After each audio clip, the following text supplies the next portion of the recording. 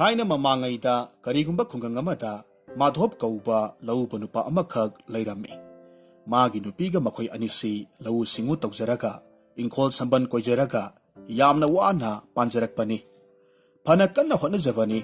अदुबु मराइबक लैतबा हाइगद्रा arrange arrange पुथबा हाइबदु ओइरम्मी कुम अमदना इसिंग फंगदबदगी महै मरोंग निंगथीना थोकते कुम अमदना इसिंग साउबदगी पुमसी हेक्सी मसागी लौफमसु सनसु लैजब नत्ते मिंगोंदगी सानबा ngaktani लौसान संसानदी चहीगी पीदबा यादे मयामसी पुबा ngamnaba hotnabada माधोबकी मतै मनाउसी फेरे फेरे हाइरे नोंगमदी मतै मनाउ वा तानरम्मी सेल इतिंग तिंगदना सन अनिदंग करम हाइना लैसिगे खनरम्मी नुपीगी सना मसेट अमतंग मनादा यालिबदु काइथोकलसी सन लैबा ngamब्रा येंगलसी असुमना हाइनरम्मी माधोबना मागी नुपीगी सना मसेतु सना साफमदा पूरगा चटख्रे हलक्पा मतमदा मागी नुपीदा हाइरम्मी नुपी नंगी सनादुदी असेंगबा ओइरमद्रे कोरीदा योंबा सना ओइरमबदगी सनादी पंग्याम यामलमद्रे अदुना काइथोकपा कांदसु सेल यामना फंगद्रे मसीनदी सन पाबोट अमदी लैबा फंगनी निंगद्रे अदुनाने हयेंसी अई इम्फाल कारगे बाबोन लैकाइगी अइग्या अइगी गुरुदेवगिदा लैबा सन्दो सेल खरा बिशिलगा सिजिनबा याननबा अइ खुरुमुगे संदुगी असेंगबा ममलना तपना तपना फौ ओइना सिंजगे हेक्तमक हाइरुरगे असुमना हाइनरदुना अहिंदु हौख्रे मथंगी नुमित नोंगालगदी नुपीदुना इरुजा माइथजरबा मतुंग साक इसिंग थोंगनबगिदमक साखुम संख्रे माधोबसु इरुजबा लोइरदुना साक साबा लोइरबा मतुंग मफी मरोल छेचिल्ली बामोल लैका यौननबा ममाय अवांग ओंदुना प्रप प्रप कारक्खी असुमना पोथा पोथा लाकपसिना नुमिदांग वाइरम ओइसिलक्पा कांदा गुरुगी मयुमदा बामोल लैकाइदा थुंगलरे मागी गुरुना माधोपु उबमक्तता हराव हराव कौशिलक्लम्मी ए माधोब इसा उदबसी कुइरेदा फरे फरे नंगना लाकपदी करी हाइनिंगबा लै लाउ लाउ चंगलउ फमोरा माधोबना फक मसा अमदा फमजरगा मागी गुरुबु खुरुमजरम्मी अय्या ननाय अइगिदी लौ सुनबा सन अमता लैते अदुना गुरुदगी सन मपोट अमतंग लैजगे लाक्सबने सेलसु यामना यावजरक्ते अरैबा खरदंगसी हाना कचरमलगा पोइनुदा फौ ओइना अवाटपसिंगदो इंखचगे हाइजबा लाक्सबने वाफमदुदा अय्याना हाइरक्की ए इसासिदी खनदबा याब्रदो ngasi numit tare hayeng nongalaga aigi sangonda lairiba san kharasida sizinaba yaba yawbra haibado yengasi ayukki lai prasadi asengba leibani nang phangoko aduga konungda basok yengba lau nupi gi nungairaba basok lairibani ipadi thabak khara lei hana chalamlage ko asumna hairam laba matung aigya du konung ka khre माधोब तु कोनुंगी माधोबता बासोक तौगदौरी तावदा यामना हराउरम्मी पुखरीदा कुमलगा मखोंग मखुद सेंदुकलम्मी इमुंगदा चंख्रे mama थौरानीना थांदोरकपा लाइगी प्रसादीदु निंगथीना फंगले चाबा थकपा लोइरबा मतुंग colic फेंगबा Chamba लोइसिलमलबा मतुंग मफी Marol सेसिल्ली बासोक तानबगिदमक कोनुंग तमना चटख्रे कोनुंग यौद्रिंगैदा लंबीदा माधोक खोंग हमनिंगलकले मफम चाते हाइदुना फना खांगनबा होनजरम्मी अदुबु यासिलक्त्रे खांगबा ngamdabadagi Mirik नारक सत येंगलगा बोरोय मखोंग अमदा चंगसिनख्रे मफी Marol यावना मखोंग हामदोकलम्मी महांगना assume खोंग हामबगी फंबा सिदा करीगुंबा अमखक ममांगदा भूप लाउना तारक्खी अमंबदुदा उदबदगी मारगा येंगबा कांददी अमुनबा पेट पेट लाउरबा बोरोय अमखक ओइरमलेदो अमुनबा बोरोइदु माना चानिंगमन खदुना मखोंग हामना हामना मयादा हुक्सिल्ली क्रौ क्रौ साइरगा साथोकले अदुदगिदी मनाक नकपा इसिंग लैबा मफम अमदा कुमथरम्मी मसा सेंदोकले कोनुंग ताना बासोक ताबा लाकले माधोबना कोनुंगी मांदोब यौदुना मसी अमदा फमथरे इसैदी फना यामना हौजिलमले राधाना कृष्णबु चंद्राबली कुंजदा चलुई हाइबगिदमक साउबगी Matang यौरमले isay hanbiduna khonjel wangna lengbiro madhob ngasi ibema man onkhre assume हाइना कलक पेना मखुटो मसाओ हाइरा हाइरेदुना सकलम्बगी मतांगदु हेक सानरुरे माधव इसैसी तावदा निंगदोल पिंग पिंग सोंगी ममाय लुकथरगा इस अइना मांगना मांगना बोरोय साखिबदु उख्रबोइरेको माधव ओंथोकना इकाइरे इसैसीना हाइरिबसी अइबुनी अइना ngasai मांगना मांगना बोरोय साबदु उहुबदगी अइबु मांगे लेंगबिरो माधव हाइरिबनी असुमना खलदुना माधव इकाइबना फंबा ngamdre मसिमक्तबु तोखिनबा हाइदुना पैसा थारुगे नत्रबदी अइबु मांगे हाइदुना सोइदनमक इंथोकपिरकपा तारे हाइदुना फुक हौगतलम्मी अदुगा पैसा थाबा चंख्रे माना इसै हनबिगी मनाक्ता चंगसिलक्लगा खुरुमलम्मी अदुगा मदुतदी हाइबिरकनु हाइदुना फिरैदगी पैसा लौथोक्लगा थारे इसै सकपिनदी मागी इसैदा नुंगाइदुना पैसा थारिबनी खंदुना लेंगबिरो माधव पुक्सेल मांगबा माधव कुचुमुबा माधव लेंगबिरो माधव असुमना हन्ना हन्ना हाइरगा हंजिन हंजिन पंगसक्ता सकलकपा अदुददी माधव तौफम खंग्रे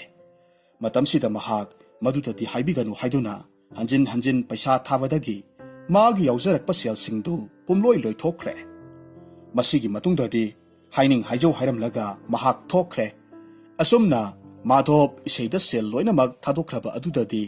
गुरुगी मनाक्तसु चंगलुद्रे अहिंगदुदा मयुम यौननबा प्रप प्रप चटख्रे पुक्सेल मांगबा मीदी पुमनमक मांगना उइ हाइबगुमना पुक्सेल मांगबा माधव इसैदुना हारिबदु माबुनी खलुबदगी सन लैननबा पुरकपा सेल लोइथोखिदुना गुरुगी नाक्ता चंगबा ngamdana मयुम यौखी हौजिक अमुक तामिनरसी फुंगावारी कतन पंडित थाइना ममांगैदा लेबाक अमदा यामना तनबा मतु अनि लोनबा नुपा अमा लैरम्मी तनबगी जाता लमदुदा माबु कतन हाइना खंगनै थबक अमता सुनिंगदे अहाउबदी चागल्ले मागी नुपी अनीना थबक वाना सु नोमलगा नुपा सिबु थाए नुपी अनीदुना नोंगमदी नुपा असिबु लौबुक्ता संपोट खोजुसी हाइदुना पुरकलम्मी नुपी अनीना संदा लांगोंदु पांसिनबिरमलबा मतुंग संपोट खोइरमो अइखोइ साना थकननबा थोंग थाकलुगे मदुगा पुरके हाइरमलगा मयुमदा लाक्लम्मी नुपी अनीदुना हेक चटखिबगदी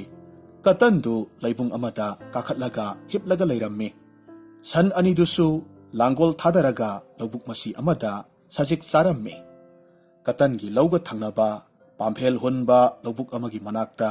नुपी अमसु लौ ngakलगा लै नुपी सिना ngasai अयुक लाकपा मतमदा अरेंबदा फमलगा लैगदबगी सरुक लंग नागी हाइदुना लंगा तवटका पुरकलम्मी थबक असुम सुरकपा मतमदा चाबा थकपगी मतम ओइरदुना लंगा तवटकादु मफम चाना लोसिलम्मी मसिगी मतुंगदा महाक मयुम चटख्रे नुपी सिना तौरिबदु कतनना हिपना उइ नुपी दु चटख्रबदा कतन हगुलक्लगा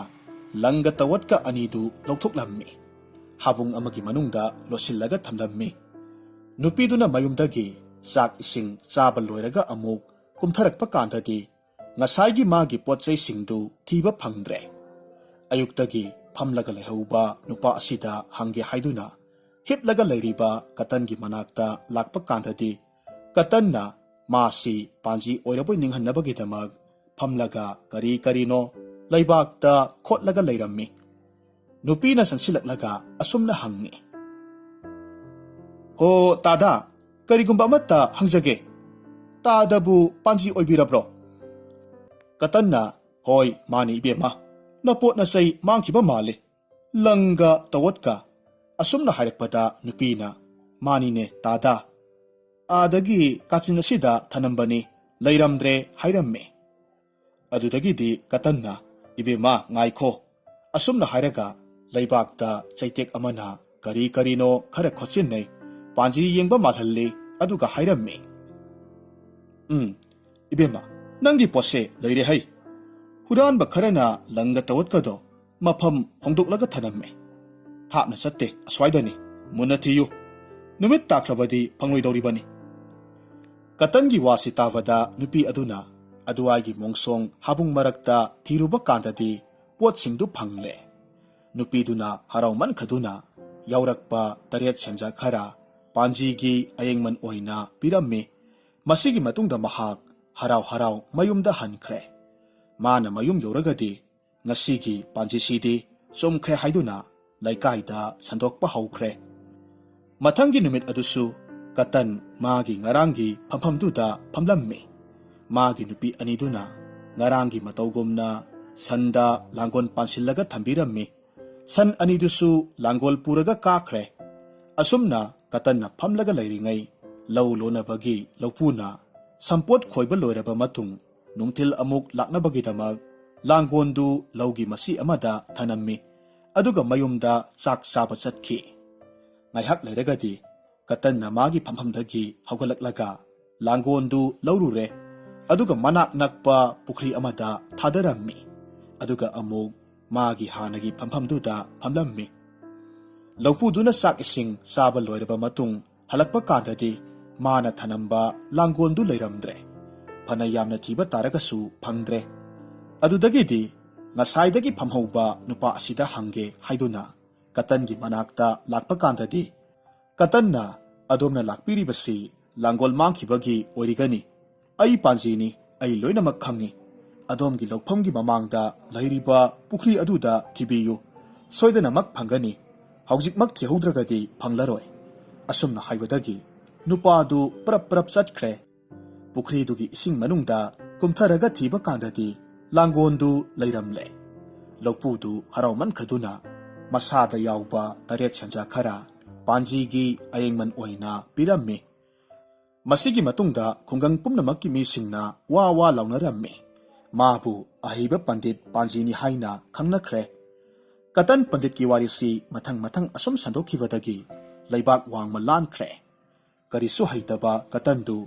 ꯃꯕꯨꯗꯤ ꯃꯔꯧꯁꯤꯡ ꯂꯩꯕꯒꯤ ꯃꯄꯥꯟꯅ ꯑꯐꯥꯎꯕ ꯄꯥꯟꯖꯤ ꯑꯣꯏꯈꯤ꯫ ꯋꯥꯐꯝꯁꯤ ꯂꯩꯕꯥꯛꯇꯨꯒꯤ ꯅꯤꯡꯊꯧꯒꯤ ꯅꯥꯀꯣꯡ ꯌꯧꯔꯛꯈꯤ꯫ ꯃꯇꯝ ꯈꯔ ꯂꯩꯔꯒꯗꯤ ꯀꯇꯟꯅ ꯂꯩꯔꯤꯕ ꯂꯩꯕꯥꯛꯁꯤ ꯅꯣꯡ ꯇꯥꯗꯕꯅ ꯏꯁꯤꯡ ꯐꯪꯂꯛꯇꯕꯗꯒꯤ ꯂꯩꯕꯥꯛꯁꯤ ꯂꯩꯀ꯭ꯔꯛ ꯆꯠꯇꯨꯅ ꯃꯤ, ꯁꯥ, ꯎꯆꯦꯛ, ꯊꯋꯥꯏ ꯄꯥꯟꯕ ꯄꯨꯝꯅꯃꯛ ꯋꯥꯕꯅ ꯈꯝ ꯊꯦꯡꯅꯔꯦ꯫ ꯅꯤꯡꯊꯧꯅ ꯂꯩꯕꯥꯛꯀꯤ ꯃꯥꯏꯕ ꯃꯥꯏꯕꯤ ꯑꯈꯪ ꯑꯍꯩ ꯀꯌꯥꯃꯔꯨꯝ ꯀꯧꯈꯠꯂꯒ ꯍꯩꯀꯠ ꯂꯩꯀꯠ ꯇꯧꯍꯟꯕꯗꯁꯨ ꯀꯥꯟꯅꯕ ꯑꯃꯠꯇ ꯐꯪꯗ꯭ꯔꯦ꯫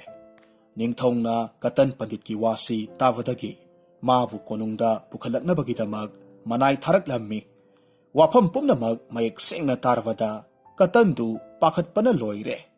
ꯍꯩꯁꯨ ꯍꯩꯇꯅ ꯊꯣꯛ ꯇꯧꯔꯒ ꯄꯟꯗꯤꯠ ꯁꯥꯔꯨꯕ꯭ꯔꯥ ꯍꯥꯏꯕꯕꯨ ꯂꯩꯕꯥꯛ ꯅꯤꯡꯊꯧꯒꯤ ꯆꯩꯔꯥꯛ ꯆꯩꯊꯦꯡ ꯐꯪꯕ ꯇꯥꯔꯦꯗꯣ꯫ ꯑꯁꯨꯝꯅ ꯈꯜꯂꯒ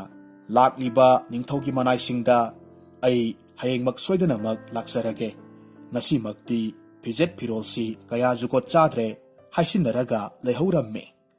ꯅꯤꯡꯊꯧ ꯃꯅꯥꯏꯁꯤꯡꯗꯨ ꯆꯠꯈ꯭ꯔꯦ꯫ ꯀꯇꯟꯒꯤ ꯅꯨꯄꯤ ꯑꯅꯤꯗꯨꯗꯤ ꯃꯋꯥꯅ ꯀꯣꯅꯨꯡ ꯀꯥꯒꯗꯧꯔꯤ ꯍꯥꯏꯕꯁꯤꯗ ꯍꯔꯥꯎꯕꯒꯤ ꯉꯝꯈꯩ ꯂꯩꯈꯤꯗ꯭ꯔꯦ꯫ ꯃꯊꯪꯒꯤ ꯑꯌꯨꯛꯇ ꯀꯇꯟꯒꯤ ꯅꯨꯄꯤ ꯑꯅꯤꯅ ꯆꯥꯛ ꯏꯁꯤꯡ ꯊꯣꯡ ꯊꯥꯛꯄ ꯂꯣꯏꯔꯗꯨꯅ ꯃꯈꯣꯏꯒꯤ ꯅꯨꯄꯥꯗꯨ ꯄꯤꯖ ꯄꯤꯊꯛ ꯇꯧꯔꯝꯃꯤ꯫ ꯑꯔꯩꯕ ꯐꯤꯖꯦꯠ ꯂꯩꯇꯦꯡ ꯁꯦꯠꯍꯟ ꯏꯜꯍꯟꯗꯨꯅ ꯀꯣꯅꯨꯡ ꯀꯥꯈꯤꯅꯕꯒꯤꯗꯃꯛ ꯊꯧꯔꯥꯡ ꯇꯧꯔꯦ꯫ ꯀꯇꯟꯗꯨ ꯄꯥꯅ ꯈꯨꯗꯞ ꯆꯥꯎꯅ ꯆꯥꯔꯒ ꯐꯝꯐꯝ ꯐꯛꯇ ꯐꯝꯂꯒ ꯈꯣꯡꯁꯥꯅꯕꯒꯤꯗꯃꯛ ꯁꯦꯝ ꯁꯥꯔꯤ꯫ ꯀꯔꯤ ꯀꯔꯝ ꯊꯣꯛꯂꯒꯕ ꯍꯥꯏꯗꯨꯅ ꯑꯁꯨꯝ ꯂꯩꯔꯤꯉꯩꯁꯤꯗ ꯃꯇꯝꯗꯤ ꯍꯧꯖꯤꯟꯈꯤꯕꯅ ꯀꯇꯟ ꯆꯠꯇꯕ ꯌꯥꯔꯛꯇꯕꯗꯒꯤ ꯀꯣꯅꯨꯡꯒꯤꯗꯃꯛ ꯈꯣꯡꯁꯥꯟꯈ꯭ꯔꯦ꯫ ꯀꯇꯟꯅ ꯀꯣꯅꯨꯡ ꯇꯥꯅ ꯑꯁꯨꯝ ꯂꯥꯛꯄ ꯃꯇꯝꯗ ꯋꯥꯃꯟꯈꯤꯕꯗꯒꯤ ꯂꯝꯕꯤꯗ ꯉꯥꯏꯍꯥꯛ ꯄꯣꯊꯥꯔꯝꯃꯤ꯫ ꯃꯥꯅ ꯑꯁꯨꯝ ꯄꯣꯊꯥꯔꯒ ꯂꯩꯔꯤꯉꯩ ꯂꯩꯇꯪꯒꯥꯏ ꯃꯔꯛꯇ ꯍꯪꯉꯣꯏ ꯃꯃꯥ ꯃꯆꯥ ꯑꯅꯤꯈꯛ ꯋꯥꯔꯤ ꯁꯥꯟꯅꯕꯗꯨ ꯍꯦꯛ ꯇꯥꯔꯝꯃꯤ꯫ ꯍꯪꯉꯣꯏ ꯃꯆꯥꯅ ꯃꯃꯥꯗ ꯍꯥꯏꯔꯝꯃꯤ, "ꯏꯃꯥ, ꯂꯩꯕꯥꯛꯁꯤ ꯅꯣꯡ ꯇꯥꯗ꯭ꯔꯦ. ꯃꯤꯌꯥꯝꯁꯤ ꯌꯥꯝꯅ ꯋꯥꯅꯔꯦ. ꯅꯣꯡ ꯇꯥꯍꯟꯕ ꯉꯝꯕ ꯃꯤ ꯅꯤꯡꯊꯧꯅ ꯀꯣꯏꯊꯤ ꯊꯤꯔꯤ ꯍꯥꯏꯅ ꯇꯥꯏ. ꯃꯁꯤꯕꯨ ꯆꯨꯝꯕ ꯖꯥꯠꯂꯥ?" ꯃꯆꯥꯒꯤ ꯋꯥꯁꯤ ꯇꯥꯕꯗ ꯃꯃꯥꯅ ꯈꯨꯝꯃꯤ, "ꯊꯤꯅꯤꯡ ꯊꯤꯖꯁꯅꯨ. ꯅꯣꯡ ꯇꯥꯍꯟꯕ ꯉꯝꯕ ꯃꯈꯣꯏ ꯀꯅꯥꯒꯤ ꯃꯇꯤꯛ ꯂꯩꯕ ꯄꯣꯠ ꯅꯠꯇꯦ. ꯏꯃꯥ ꯏꯆꯥꯇꯅꯗꯤ ꯉꯝꯒꯗꯕꯅꯤ." ꯃꯗꯨ ꯇꯥꯕꯗ ꯃꯆꯥꯅ ꯍꯪꯂꯛꯈꯤ, "ꯏꯃꯥ ꯏꯆꯥꯅꯗꯤ ꯀꯃꯥꯏꯅ ꯉꯝꯒꯗꯧꯔꯤꯕ?" ꯃꯃꯥꯅ ꯈꯨꯝꯃꯤ, "ꯏꯃꯥ ꯏꯆꯥꯒꯤ ꯏꯌꯨꯟ ꯑꯅꯤꯁꯦ ꯈꯣꯛꯇꯣꯛꯂꯒ ꯄꯨꯡꯒꯤ ꯃꯔꯨ ꯃꯅꯥꯎ ꯑꯣꯏꯅ ꯇꯤꯡꯂꯕ, ꯏꯃꯥꯒꯤꯅ ꯃꯔꯨꯗ ꯑꯗꯨꯒ ꯏꯆꯥꯒꯤꯅ ꯃꯅꯥꯎꯗ. ꯃꯔꯨ ꯉꯥꯛꯇ ꯌꯩꯔꯒꯅ ꯅꯣꯡ ꯇꯥꯒꯗꯧꯔꯤꯕꯅꯤ. ꯃꯅꯥꯎ ꯉꯥꯛꯇ ꯌꯩꯔꯒꯅ ꯅꯣꯡ ꯍꯥꯡꯗꯧꯔꯤꯕꯅꯤ. ꯃꯔꯨ ꯃꯅꯥꯎ ꯑꯅꯤꯗꯤ ꯄꯨꯟꯅ ꯌꯩꯐꯗꯦ. ꯀꯔꯤꯒꯨꯝꯕ ꯌꯩꯕ ꯇꯥꯔꯒꯗꯤ ꯂꯩꯕꯥꯛ ꯅꯤꯡꯊꯧ miwa maisha langadoribani awa ana tagadoribani hangoi mama masagi warisi taruba kanda katan nungaibana haifam khangkhidre asa yamna saure aina aduk waruribadudi laina tamba ama lakledana he lai ibungo faidako nahakse asumna haiduna laibu thagacharaga laitangai maraktagi hangoi mama masadu pharaga purakle katan pandit ningthaugi konung yorakle mabu ubada ningthaugi minai misal pumnamakna pandit lakle haiduna irang langnei taram taram oktuna ningthaugi loisangda pusille katan panditna ningthau amadi tilamliba angam athau pumnamak khurumjaraga hairamme iningthau ibungo nanai waram pumnamak tajare taibang panba asibu sembiriba ibungo mabu khurumjaraga nanaina lebak ningthaugi awaba nong tadribasi tahanba ngambra haibadu amuktang yengjage hayengsi konunggi kangjibungda mathak kuppa sagai amatang sahanbiu asumna hairamme mathangi numitta konunggi kangjibungda sagai amakhak sauna sare mathaksu ningthina kuple angakpa thodoksi yengnabagidamak kangjibungdu mina sona tille ningthau maharani amadi angam athau suna tille katan pandit sagai mathakta kakhre utong ahoba amada hangoi mawul anidu khoktoklaga maru manau oina tinglaga maruda amuktang dong dong yaibabu khanghaudana nong khangta taraklamme asumna ngaihak taraba matungda katanna manauda amuk yaiba kandadi taramliba nongsingdu khanghang hangkhre nungsa khangsa saraklamme angakpa thodoksi uba matamda miyam pumnamakna katan panditpu thagatnakhi asumna ising phangdadana leiramba leibaktu nong tahanba ngamba panditki mafamda ningthauna penbiraduna leibak tangkhai amasu piramme konunggi pandit achauba oiraga ikai khumnaba utuna leibakki wayal thodada yawhalle matungda katan panditna mayumda lehoribi magi nupi anidu laururamme ani suba ningthaugum nunga yaifana pankhi laibakpu leirabadi karisu oiramdaba katandu ningthaugi konungda pandit oikhi laibakna tamba haibasisu miyoibagi pusida yamna maru oiba thabak amane hauzik amuk taminarasi phungawari lamboibana kai tanba thaina mamangaida lamboiba nupa amakhak lam asum koirakpa matamda umang amagi manungda upambi amagi makhongda waduna ngaihak potharamme mana asumna potharingai matamduda kaijau amakhak mangon tamna chensilaklammi ngarang ngangduna songchillakadabagi dhamka tauraga leiramme madu ubada lamboibadu sensu selhouda uda kabasu kahouda kari tausige khanbada khanpham khangdaduna kaiduki mamangda uru leiraga jagoi saraga leiramme lamboibana magi mamangda jagoi saraga leibaduda ngaihak yenglaga kaidu ngakna hairakhi hainupa mi ataidi kai uraga kiraga sene karigino nangna ai uraga imangda jagoi saraga leiribadi lamboibadu pairakki loksing yamna leiramme maana karisu tawdaba saraga kaiduda yenglaga hairamme yengoi aise lamboiba mak oijaba taragasu kai zaduna hingba lamboibani adunani kaigi leifam umangda ta chatlibase kai sadaba kai phangdaba kuirabani amabudi pharabani khawda yauri ani suraga sage khalambadu nahak lakpasi ubada harauman khiduna jagoi saribani lamboibagi wasida kaina phare nangna phaba kaidudi kadaino amuktang yenge hairakpa matamda lamboibana phai adubudi yengjo aduga horen nang mabu uragadi senkhiba kadi yaroiko asumna hairamme kaina seloi karigi seluni haina khadabo asumna haina vadagi lamboibana magi khawdu hangdoklamme khawgi masildu tapna phaktoklaga manungda yauriba mingsel akoiwadu khawgi masinduda khumjillamme mingseldu kairomda onsillamme mingsenda tariba masagi mamidu atopa kai oiraboi ningduna maya khigatlaga ngangluba kandadi mamiduna maya khigalakpa adudadi kai asengbadu singnaba pokre lamboibana ꯍꯥꯏ ꯍꯥꯏ ꯇꯧꯔꯨꯅꯨ ꯅꯪꯕꯨ ꯐꯥꯔꯤꯕ ꯑꯁꯨꯝ ꯍꯥꯏꯅ ꯃꯥꯕꯨꯁꯨ ꯑꯩꯅ ꯐꯥꯗꯧꯔꯕꯅꯤ ꯉꯥꯏꯈꯣ ꯉꯥꯏꯈꯣ ꯇꯞꯊꯧ ꯑꯁꯨꯝꯅ ꯍꯥꯏꯗꯨꯅ ꯈꯥꯎꯒꯤ ꯃꯆꯤꯟꯗꯨ ꯈꯔ ꯐꯥꯖꯤꯜꯂꯦ ꯃꯤꯡꯁꯦꯜ ꯃꯅꯨꯡꯒꯤ ꯀꯩꯗꯨ ꯊꯦꯝꯕ ꯁꯥꯁꯤꯟꯅꯕꯗꯒꯤ ꯑꯁꯦꯡꯕ ꯀꯩꯗꯨ ꯊꯥꯖꯔꯝꯃꯤ ꯁꯣꯏꯗꯅ ꯐꯥꯈꯤꯕ ꯇꯥꯔꯦ ꯍꯥꯏꯗꯨꯅ ꯃꯃꯩ ꯐꯤꯔꯥꯜ ꯁꯥꯅ ꯊꯦꯛꯀꯠꯇꯨꯅ ꯃꯥꯅ ꯍꯦꯛ ꯉꯝꯕ ꯃꯈꯩ ꯀꯟꯅ ꯆꯣꯡꯂꯒ ꯆꯦꯟꯈ꯭ꯔꯦ ꯀꯩꯅ ꯑꯀꯤꯕ ꯐꯪꯅ ꯉꯪꯂꯒ ꯆꯦꯟꯈꯤꯕꯗꯨꯗ ꯂꯝꯕꯣꯏꯕꯗꯨꯗꯤ ꯀꯤꯃꯟꯈꯤꯕꯗꯒꯤ ꯂꯩꯄꯥꯛꯇ ꯋꯥꯟꯊꯔꯒ ꯇꯥꯍꯧꯔꯝꯃꯤ ꯃꯥꯅ ꯂꯧꯁꯤꯡ ꯂꯥꯛꯇꯨꯅ ꯍꯧꯒꯠꯂꯛꯄ ꯀꯥꯟꯗꯗꯤ ꯁꯤꯡ ꯆꯟꯕ ꯅꯨꯄꯥ ꯑꯃꯈꯛ ꯊꯦꯡꯅꯕꯗꯒꯤ ꯋꯥꯔꯤ ꯄꯨꯝꯅꯃꯛ ꯇꯧꯔꯝꯃꯤ ꯀꯩꯁꯤꯡꯗꯨ ꯑꯃꯨꯛ ꯍꯜꯂꯛꯄ ꯇꯥꯔꯒꯗꯤ ꯀꯝꯗꯧꯅꯤ ꯑꯁꯨꯝꯅ ꯈꯟꯅꯔꯤꯉꯩ ꯉꯁꯥꯏ ꯆꯦꯟꯈꯤꯕ ꯀꯩ ꯑꯗꯨꯅ ꯀꯩ ꯃꯄꯥꯡ ꯃꯌꯥꯝ ꯇꯥꯛꯂꯨꯗꯨꯅ ꯃꯈꯣꯏ ꯃꯌꯥꯝ ꯃꯐꯝꯗꯨꯗ ꯑꯃꯨꯛ ꯂꯥꯛꯂꯝꯃꯤ ꯀꯩ ꯃꯌꯥꯝ ꯑꯗꯨꯅ ꯎꯃꯪꯒꯤ ꯅꯥꯄꯤ ꯃꯔꯛ ꯑꯗꯨꯗ ꯁꯣꯔꯣ ꯁꯥꯔꯥ ꯄ꯭ꯔꯣꯛ ꯄ꯭ꯔꯣꯛ ꯇꯧꯔꯒ ꯂꯥꯛꯄꯗꯨ ꯂꯝꯕꯣꯏꯕꯅ ꯎꯔꯦ